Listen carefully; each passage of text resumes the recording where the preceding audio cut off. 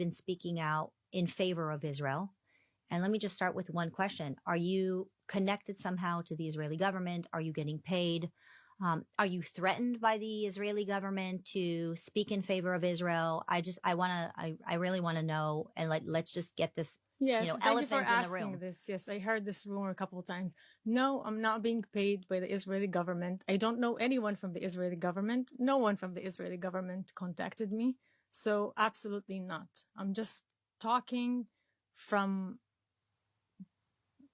the need to say the truth about Israel. The need to say the truth, full stop. Why? Because I see a lot of misinformation being spread.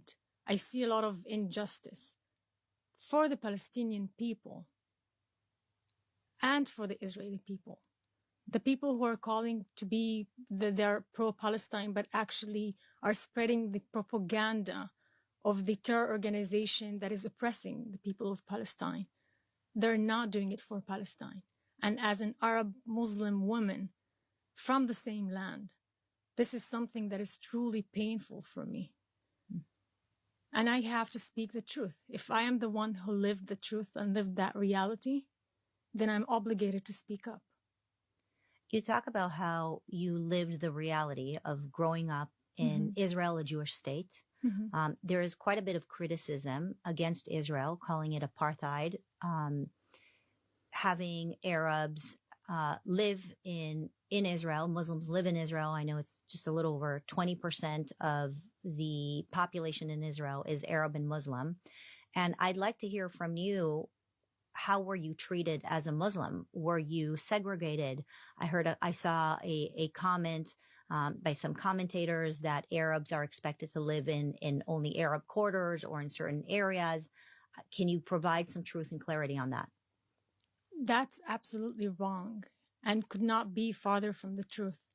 Israel is not an apartheid state. Israel is a strong, beautiful, multi-ethnic democracy that provides its 20% Arab citizens, which most of them are Muslims, but we also have Christians and Druze, full rights, just as they give the Jewish people. I, as Arab citizen of Israel, received full rights. I received education, health care. My mom was a single mom, so we depended on welfare. This is how I grew up. Arabs, you have Supreme Court judges, you have Knesset members, like parliament members, you have ministers. They can achieve like the highest ranks and everywhere. We had an Arab Supreme Court judge who sent the ex-president of the state, who is Jewish, to jail. Can this happen in an apartheid state? It could not happen that an Arab justice would send a Jewish president to jail. You talked about segregation. This is also false. I lived as an Arab in a Jewish town. 40 years ago, my mom moved to a Jewish town. She lived there. This is where I grew up. Arabs can go to Jewish public schools. They can go to Arab schools. They can go to mixed schools. Arabs actually can live almost like everywhere in Israel. It would be open for them. But frankly, I think Jews cannot live everywhere. There are villages of Arabs in Israel. Like Israel has a lot of, they have Arab villages, they have Jewish towns, and they have mixed towns. Like Akko, for example. Haifa is another example.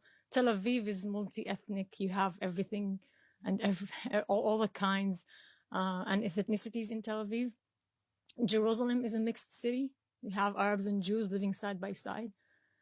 The coexistence is there. And you have the Arab villages, which frankly, you won't find Jews living there. It's not very welcome.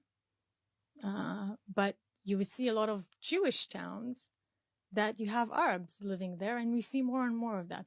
I grew up in Nahariya. My sister lives now in Harish, which is a Jewish town. You have Arabs in Ramat Gan. You have Arabs in Rishon LeZion. You have them in Netanya, which all these are Jewish towns. What about discrimination? Did you ever feel like the population discriminated against you, knowing that you're Arab or Muslim, like treated differently? You would always have this extreme small minority of people who are blinded by hate or have well-intentioned ignorance and think that all the Arabs want to kill you. And then you would face this, I don't know if to call it discrimination, because I did not face discrimination. It's the opposite.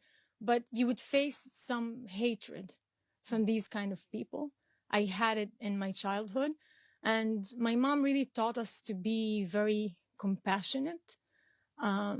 She would tell us that this person, this kid, his dad is in jail or his mom is sick. So he's just like, being frustrated and telling you these things. She never let us victimize ourselves. And on the other hand, also when I went to the village, because I studied in an Arabic school in the village, also there I faced some hatred because I was this girl who came from the Jewish town. They would call me filthy Jew. So I this hatred and bias exists in both sides. But this is not the country. The country does not have discrimination. In fact, Israel makes it easier for Arabs to get to university. You know that the SAT score that you need in order to get, let's say, for engineering, they make the bar a little bit lower because they see that maybe the percentage of Arab is not 20% of the people who are going to these kind of studies. So they make it easier for them to help them, I went to study at Tel Aviv University, and the university automatically offered me, I think it was 15% extra time in the exams because I'm an Arab. So they want to make it easier for me because they are assuming that I didn't study Hebrew in school and Hebrew is not my first language. Automatically, I got this. When I went to Stanford as an international student, I didn't get this extra time. So Israel is really trying hard to bring the Arabs together.